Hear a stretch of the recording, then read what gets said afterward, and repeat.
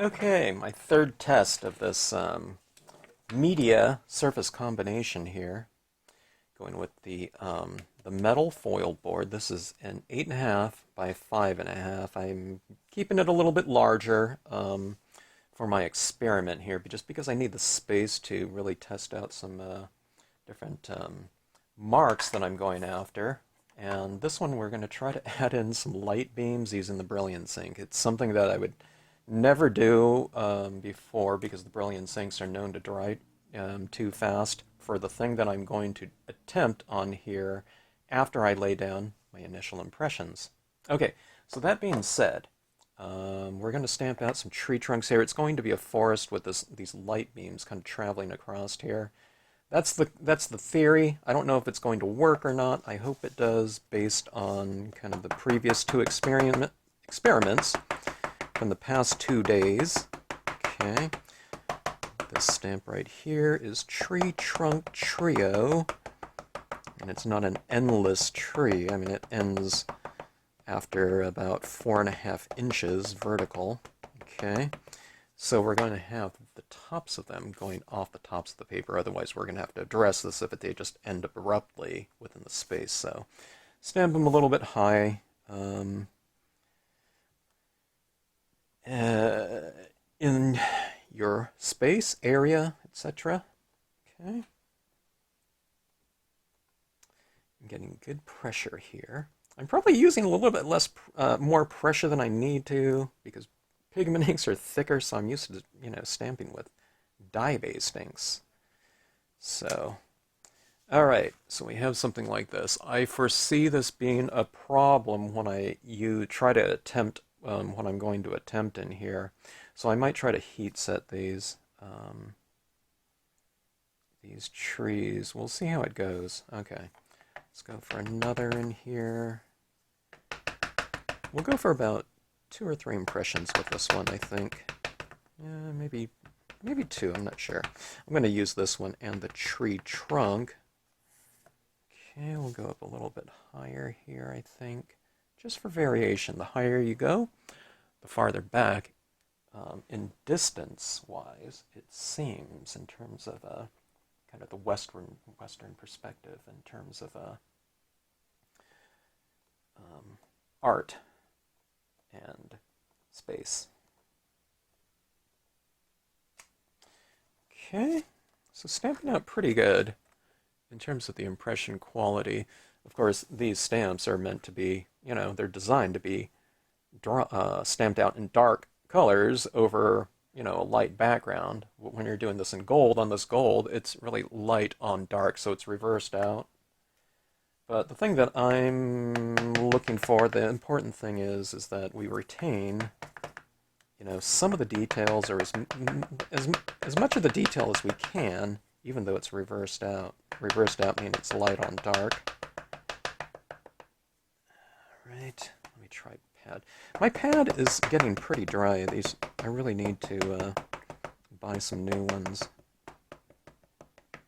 So it's one of those things, if I press too hard, I might be removing ink off the surface of this. Okay. All right. I don't know, maybe it's working to my benefit. Maybe if it's a brand new pad, maybe it's filling in, too much in the detailed areas. I'm not sure. And like I said, maybe I'm pressing too long because this is it's almost like using paint when you use pigment inks.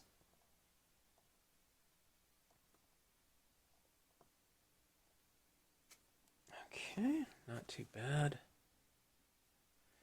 Let's see, should I go for another one over here, or I can go for another one of these? Let's go for another one of the tree trunk trios.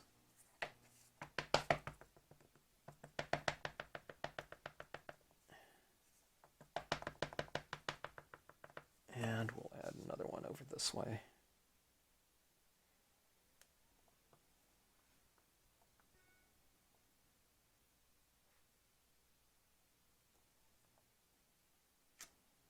Okay. All right, now we can just leave it like this, but I'm going to add a little bit of foundation here with some grass texture. Let's see, I usually have my sedge filler stamp handy.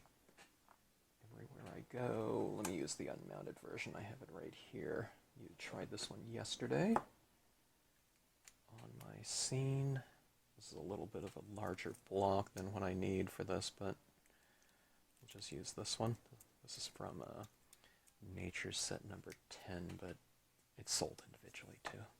Okay, so I just want a little bit of a foundation. I don't need this to be super clear and visible, okay? I just want kind of a general foundation for this, okay? I am just stamping it right over the tops of these impressions, okay? So we want some general texture for our imagery to be placed in, okay? Now this doesn't have to, this comes out much kind of more seamless dye-based inks, but this is so thick. I mean, if I want to make it a little bit more seamless, I'm going to wipe off some off the edges here so it tapers off a little bit more. I don't think I really need that because I'm going to be stamping out some other things in here. And I'll stamp in some foreground images as well, so the real smooth kind of aspect of this is not really going to matter. This is going to be something that ends up in the background. So when you're doing that type of thing in scenic stamping, what I was mentioning to someone, when you're doing these kind of initial impressions like this, yeah, we want things to look, you know, a certain way. Sure, I understand that, but I just know from experience that, you know, if there's anything kind of undesirable, like these aren't matching up really great, but by the time I put other things in front of it, you're not even going to be able to, you know, see that thing, that texture. It's going to be kind of a background, very kind of buried, visually buried texture. So it's nothing that I'm going to worry about at any given point in the process. Okay, so we have our trees here and that foundation in here. I have some other things that I want to stamp in here, but I think I want to add in those light beams at this point in time, and I'll pick out some kind of area in here. The thing that I was trying to figure out is if I want to stamp this sun in here. This is called Cloud with Sun. Maybe I will do it. I thought I would just kind of do it in some general area, but let's go ahead and stamp this out. We could stamp some, I oftentimes I use my cloud cumulus stamp and kind of leave an area in here, but the fact that this is darker in the background, okay, than this ink right here, it's kind of weird because I have to think in reverse, and I'm trying to think of the concept of it. I've done this type of thing before on black paper, I believe, with just white pigment ink. I don't know if I've done light beams though. I've done so many different tests. Sometimes I can't remember. But okay, now this one I am going to wipe off the perimeter. I don't know how much of this is going to show up either, because see, normally there's this little sun thing in there, and you're stamping on a white paper, so that area right there would be white, but it's going to be dark. So I'm trying to think of this in terms of the concept and how it's going to work out, or how I will kind of define that area in there as light. But we'll see. Okay, so like I said, it's reversed. So it's like a black hole sun, like the song, okay? So I'm going to have to really lighten that up right in the center there, and then we'll have some light beams running across here. These impressions right here are wet right now, so you know that poses a problem when I'm going to be masking some of this off, because I know I'll kind of wipe some of that off a little bit. So let's see if we can heat set these a little bit, just so that it makes these a little bit less kind of vulnerable to smudging and smearing, okay? All right, so, boy, I haven't even used this heat gun in a while. Okay, so we're going to use a heat gun. I hardly ever use heat guns. But we're going to warm this up from the back like this. And I'm just going to use some, there isn't a low setting on here, but I can tell it's really making this card curl already, this paper. After all, it is foil, so that metallic kind of aspect of it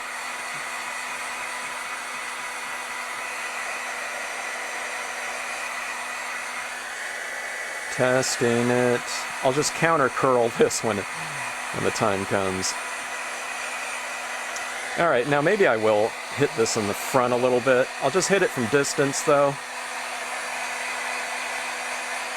I don't know if it's in my imagination, but I think it's changing the look of the Brilliance ink slightly.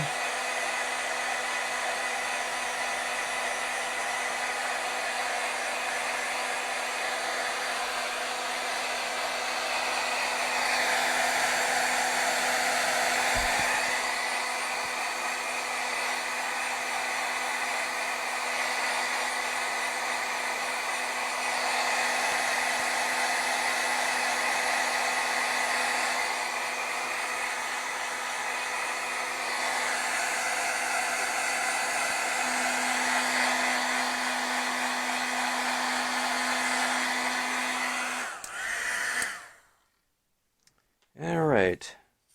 And I don't expect that to be dry. I'm just hoping it got a little bit tacky in order for me to start. Gotta put my heat gun down here somewhere. I can't remember how I had it hanging. Okay. All right, let's see right here. Okay, it's a little bit tacky. It's not so juicy. I don't expect it to be, impervious to, is that the word, to smearing, but at least it's set a little bit. Okay, let's try to counter bend this, curl this, to get it reasonably flat. Let's test and see if I can even do that here. Okay, that's pretty decent. It's a little bit rippled though, but that's all right. Okay, so there's the sun right there. All right, now, I don't know, let's test out my Brilliance ink, or just pigment ink, application skills. All right, let's see.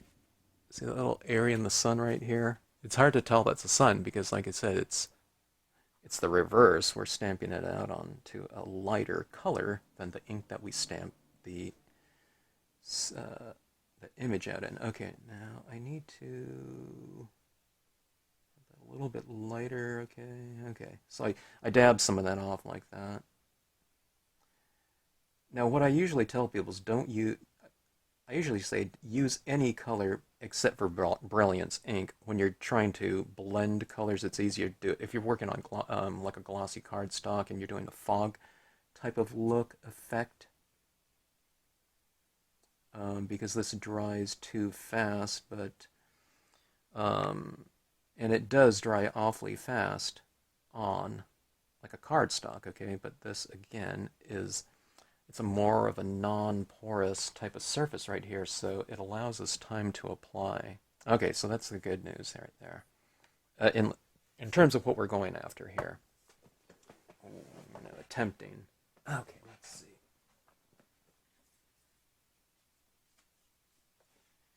Oh, I need a couple pieces of paper. Let me grab a couple of pieces of scratch paper. Okay, I just have kind of a wad of some copy paper here, just plain copy paper. I'm going to grab 2 sheets of it though, okay? And what we're going to do is, this will end up being our mask, in which we will attempt to define these light beams. I don't know, once I maybe start dabbing it over some of these trees, I don't know, maybe it might remove ink for all I know. That's the test here, so let's see how it goes. Plain cotton ball, I would recommend 100% cotton. Look at this. This thing is still curling on me, just sitting here. Okay, so let's try to counter curl, counter bend. All right. Okay, let's see how we can do here.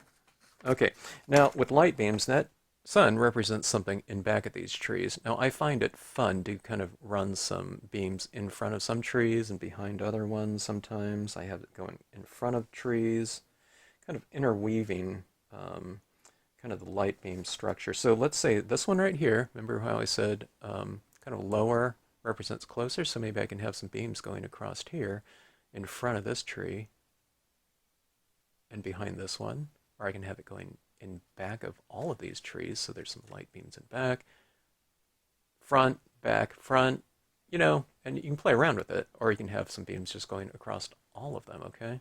So that's the different types of things that I'm playing around with. There's no set thing that's going to, oh, that's a mistake. I ran that, beam in back when it should have been. It's not like that. It's just what I'm saying is you get more depth through variation, okay? All right, so you have this kind of going out like that and emanating like that, okay? I have this going, I have it a little flared out at the end of it, so it looks like it's going back in perspective. I need to be really careful here because where I'm putting my finger here, it might be rubbing ink off of the paper for all I know. Okay, I'm not going to worry about it too much. I have some other things that I'm going to be doing in here, but all right, let's try this with the Brilliance ink. My Brilliance ink white pad is not terribly juicy because it's kind of old. But let's see how it does here.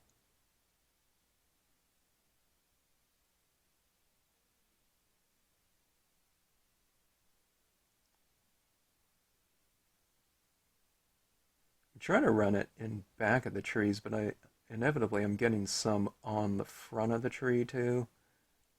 Okay. And I don't think I can control this as good as like a standard pigment ink, just because this is a little bit faster drying, okay?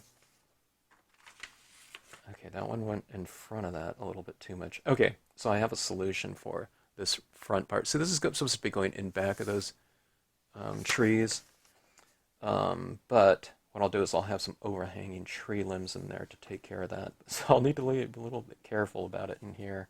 I start losing track of it sometimes when I'm covering up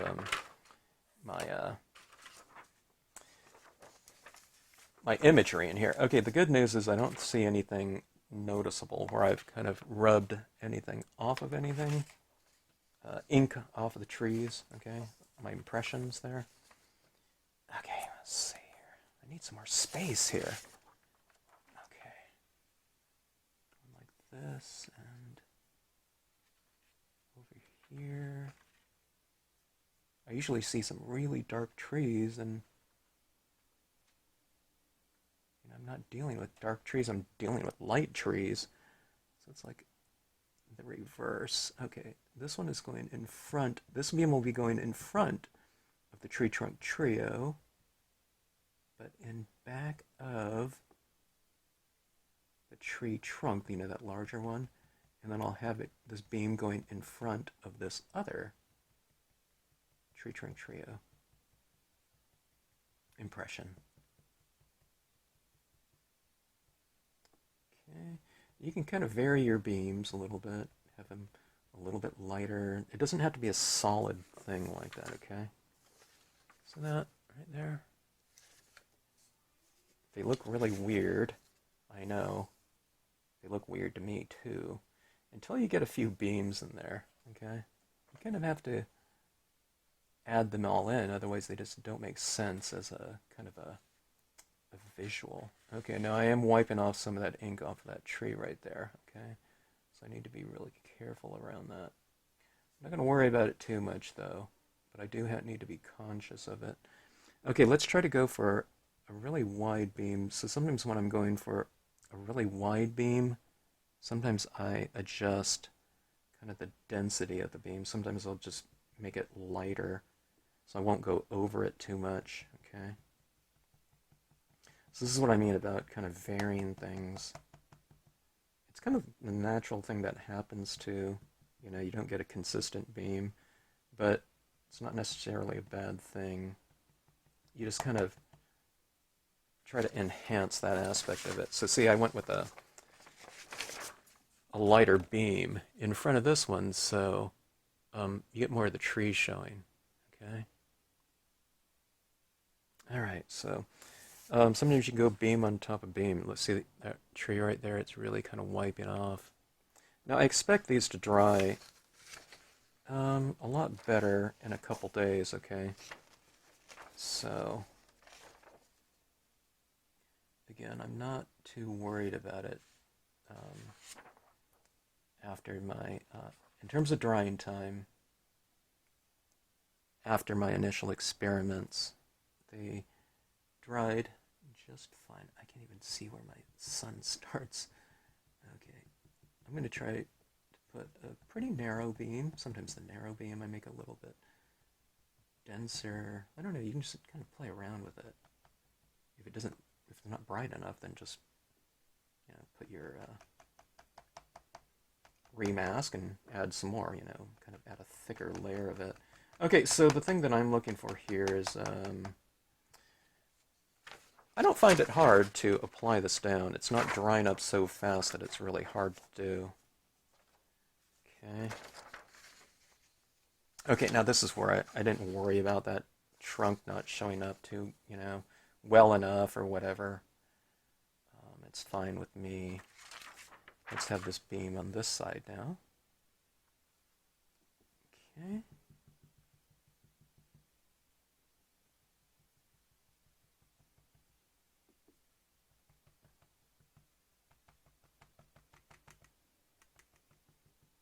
I tell you, this paper is a lot of fun to play around with, that's for sure. I mean, I like looking at things develop that I just haven't seen before. I mean, I find it really exciting. Um,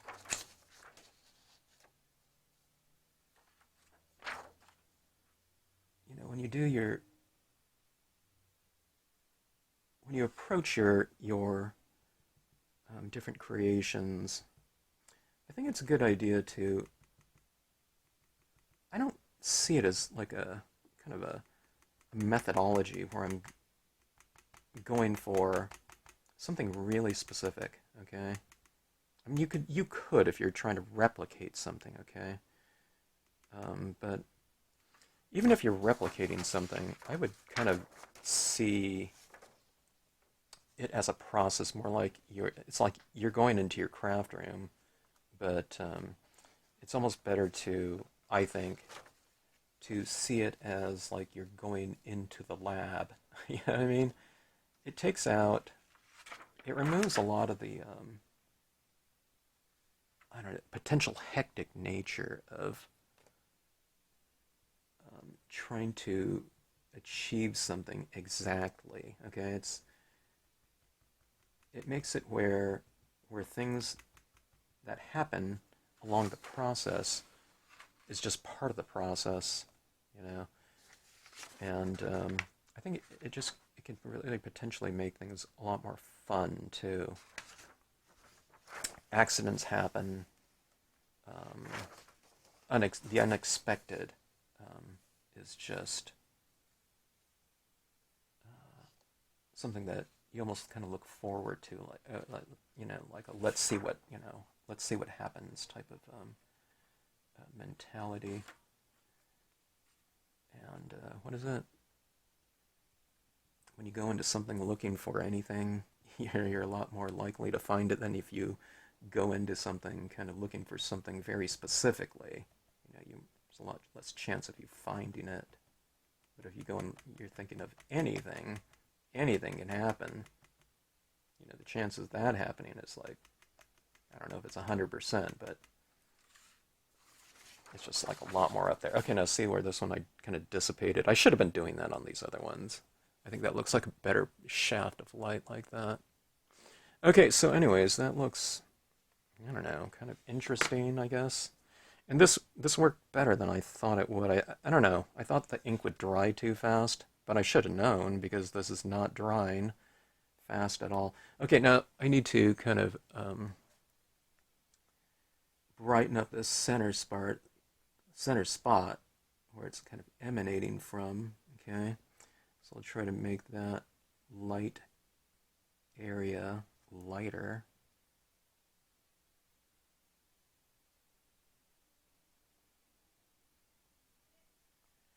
Okay. It's kind of interesting. All right.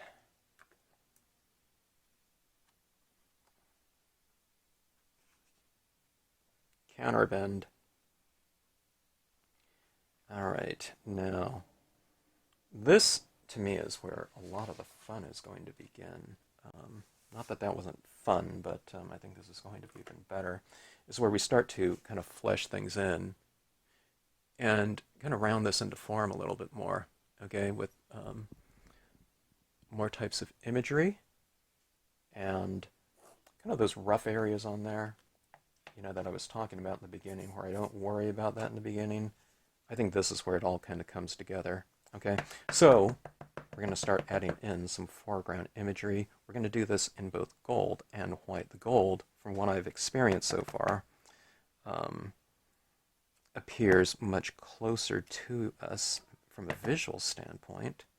Okay, this is the reeds, large, right here.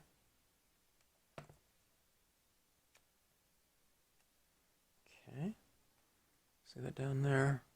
So see that grass texture in the background becomes, you know, a lot less significant. Okay, I know this gold, this radiant gold with these beams, kind of takes on a new, I don't know, a different, I don't know, a different feeling, perspective, whatever. Because the area, you know, the paper, the surface itself is reflective, so you get these shiny beams coming through. It's kind of interesting. Okay, so let's add some of these reeds in white as well, okay? The lighter things, in this case, I almost smeared it. The lighter things are going to represent something closer to us. A lot of times it's the opposite, the darker, you know, is closer, but we're working the opposite. Okay.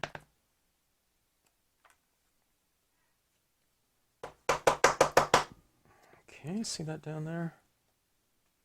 So there's two different tones of white. Doesn't it look kind of like a deeper space when you use multiple tones? I'm sorry, you can't see this real easy. All right, now we need to do the same thing up in the sky as well, or in the canopy. So let's see, I have the perfect stamp for that. It's one that I use all the time these days. Where is it? I use it all the time. I can't find it. All right, let me pause the video and look. All right, this stamp right here is called just Leaves. All right, just an overhang. I mean, you can have it coming from underneath and it's a bush. The thing about seeing stamping, it's kind of a matter of usage as to what something represents. You know, just different leaves could be anything. Okay, so let's do the same type of thing on the top, okay? Let's stamp this in gold.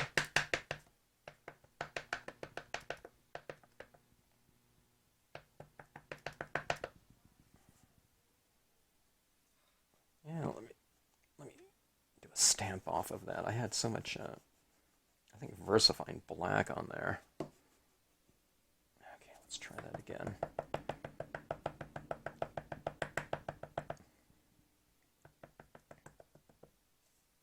These are unscripted videos, folks.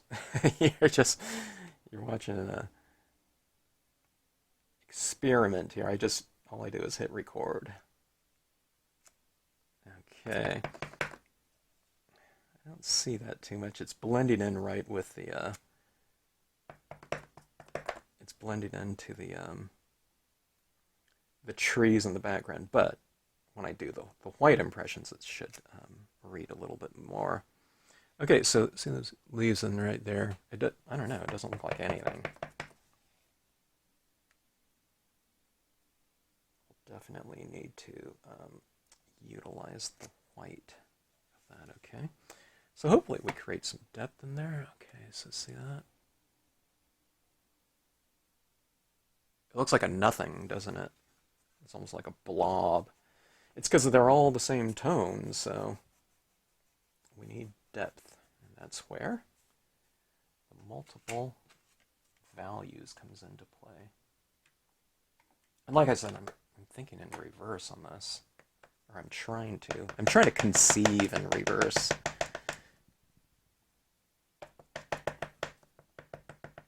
Okay, so white, all right. not trying to stamp exactly over my first impressions. I'm trying to, you know, skew it a little bit so we get that depth in there. Okay. I don't want to cover my sun, but I think I want to have some leaves kind of getting near it, like that.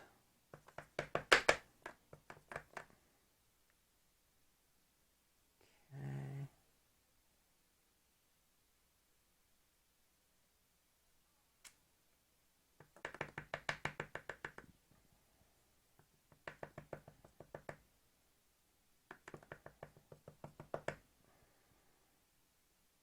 I think I have a wetter area of my pad. Let me turn my stamp around. Yeah, looks better.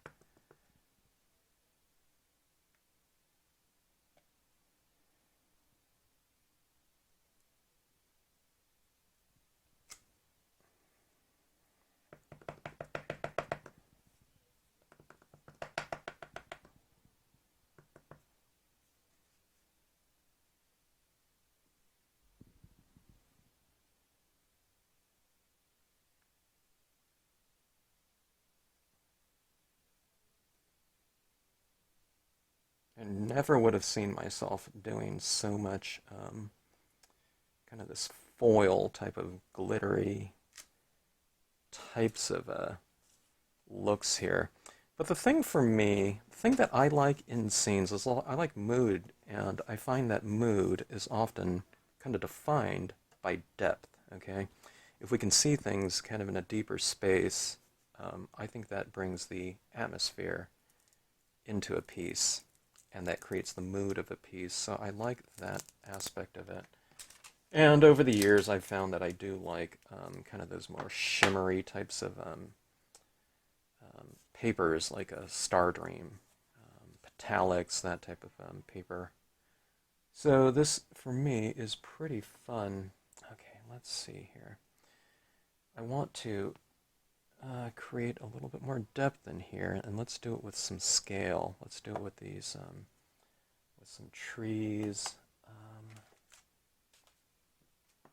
Not sure if I want to go with a really large one or if I want to go with kind of a smaller one. Let's see. Let's go with the medium run. I use this one quite a bit. Leafless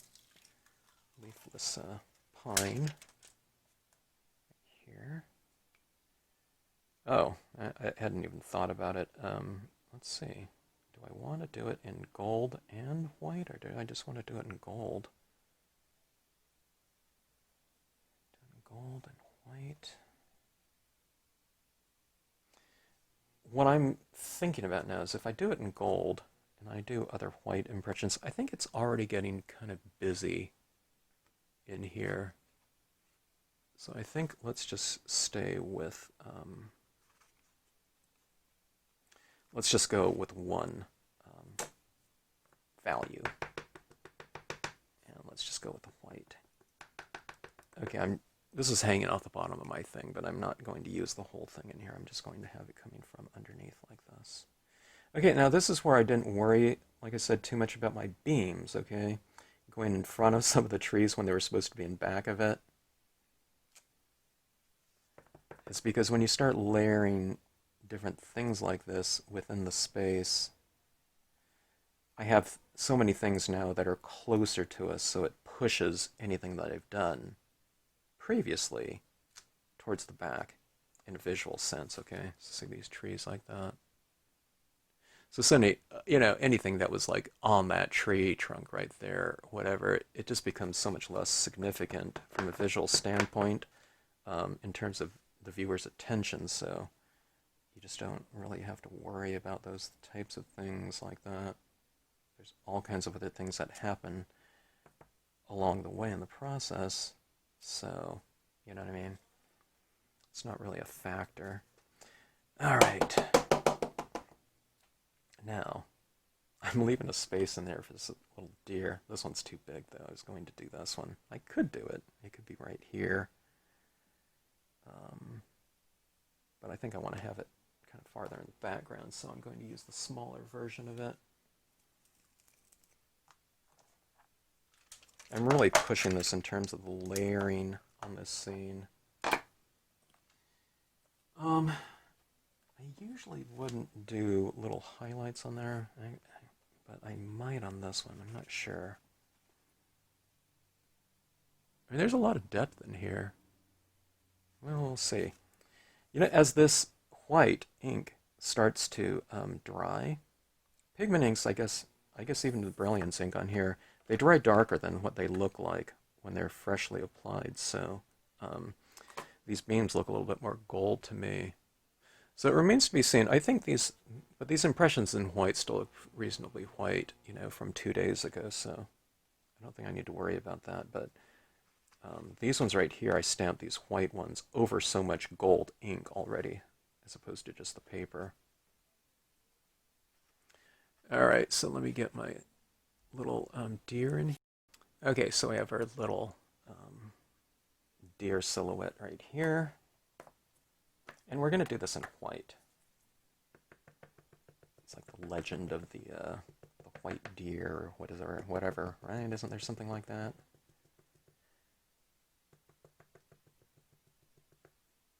Okay. So, I got a little of my ink on my tack and peel here. If you do that, you just wash it off and it comes right off. Or you can scrub it off with a sponge. I'm going to wipe off some of the ink off the bottom of the feet like this, so that it looks like it's standing in the, well, maybe I took off too much. Okay, I'm going to take some of this off on the bottom here. Especially since it's stamping light where it's supposed to be dark, I don't know. It's like the opposite of a shadow. And we're going to drop them right in here. In that space, it seems like the perfect... Do I have them on this side, or do I have them in back of the trees? Let's put them down here. Let's put them below this other tree trunk, I think. Okay. All right. We have thick ink on a very slick paper, so try not to smear here. Okay. All right. So there we go. Look at that. I don't know. All of these scenes, they take on a different look, that's for sure. I don't like that drying aspect of it, you know, and how long it takes to dry. But like I said, and I think it's worth it. I mean, if you need a card today, you know, that you're going to send out, this is not. I don't think this is the technique for you. And it might take, let's say, a full 3 days to air dry. This one was done yesterday, okay? Okay, I'm doing this. I get a little bit of residue, okay? But this is 2 days ago, okay? Let's see. I'm not getting any residue at all, but I wouldn't say that didn't feel slightly tacky. I haven't heat set this one at all, though, okay? So I can tell that it is drying out, though. Okay, but I think it's worth it. This paper right here, these boards, I found it relatively cheap for what it is. Okay, I love the bleed proof white on that scene that I did yesterday. Now I don't know if this is supposed to be snow. It could just be pollen in the air. It could be a little dusty in the air that's reflecting a lot of that sunlight in here. I think it'll make for a little bit more of a, I don't know, kind of a harmonious looking visual with some little bit of a different texture in there. And I do like that light. Everything is, when you get that reflection in there, it is all fairly light, and all those inks are fairly light, but I think that getting a little bit, an element of something crisp looks really nice in something like this. Okay, so you got to get a decent amount of that ink out of your brush, otherwise you might get a drip. Okay, and what you can do is you can always kind of have this out here where it's not going to drip directly on that. But let's see if we can, for the video's sake. I'll just have this vertical where you can see it the most. Okay, let's see here.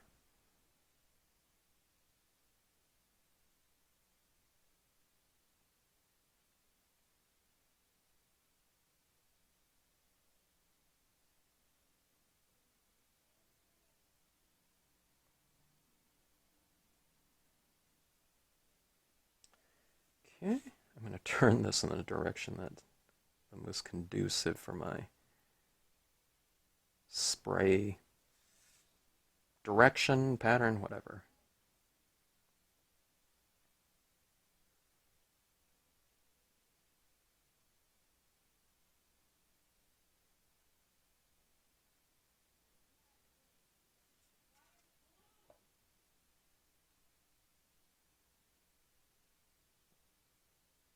I'm glad I'm getting some variation here. I have a little bit of a kind of a larger dot. So I never know what to expect exactly from doing this. Sometimes I get kind of larger dots and smaller ones. And I'm just releasing a couple little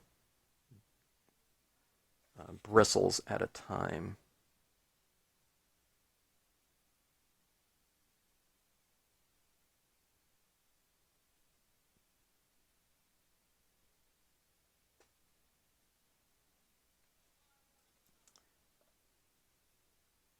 Okay. All right. What do you think? It adds another layer of texture on here, a visual texture, okay, like that. I feel like almost putting in some gems in here, like a small one, medium, large one, but I don't think so. This is already a really loud surface right here, so I don't think I want to do that. Okay, counterbend. I don't know. I find that to be a fun type of process right here, and a fun type of look, that's for sure. All right. Um, you got the variation in beam density. See how it's a little bit lighter, darker, and see how it kind of peters out like that. So that's what I was talking about. And I wouldn't worry too much about anything along the process. By the time you start adding in kind of these foreground things, it covers up a lot. Okay, these foregrounds down here. We have some decent depth within this foreground itself. Look how busy it is right here, though, when you look at it like that. But when you hold it out like this, you know, kind of at arm's distance, viewing distance, you know, I think it looks okay. The top part up there gets a little bit busy, all right, but I don't know. My eye doesn't go up here, though. It's kind of focused in on this area, I think, because it's kind of all this right here kind of acts as framing. So I don't know. You know, this is just a initial test here, so um, you know, I just never know what things are going to look like. Sorry, I say you know so much. But brighter in the source of light, okay? So a little bit more pigment in there. And I don't know. I think we can, if there's anything that this has taught me, it's, and I've known this, that you can do it with black and grayscale things, but I think there's a pretty reasonable amount of depth that can be achieved by playing around with basically two colors only. All right? And there's not variations of these colors either. There's just gold and white. All right? Now, maybe there's different variations within these beams right here, but for the most part, it's just all done with impressions and layering. So, um, I don't know. That's the thing that's kind of been a little bit of a surprise to me, a pleasant surprise. And, well, that's been really fun. Okay, so anyways, light beams, I guess, work pretty well on here. I expect the impressions to take 2 or 3 days to dry, but I think these beams will probably be dry to the touch because they're not as thick as the impressions themselves, you know, inking something up and stamping it down there. This has just been a thin layer applied with the white, but that white doesn't look white at all, except where it's been applied kind of and built up, okay? So they definitely look more gold, but I guess that's something that you can also play around with. You can have these oscillating, like with white, gold, but just using the white ink, and I think that would be good. Like if I took more time on this, after this dried out, I would mask this off again and put a little bit more white here, maybe, just so that it becomes like this kind of oscillating strength beam. And I think that would look pretty good. Okay, so anyways, thanks for watching. Hope you enjoyed it, and hope you're enjoying these kind of experiments on metallics.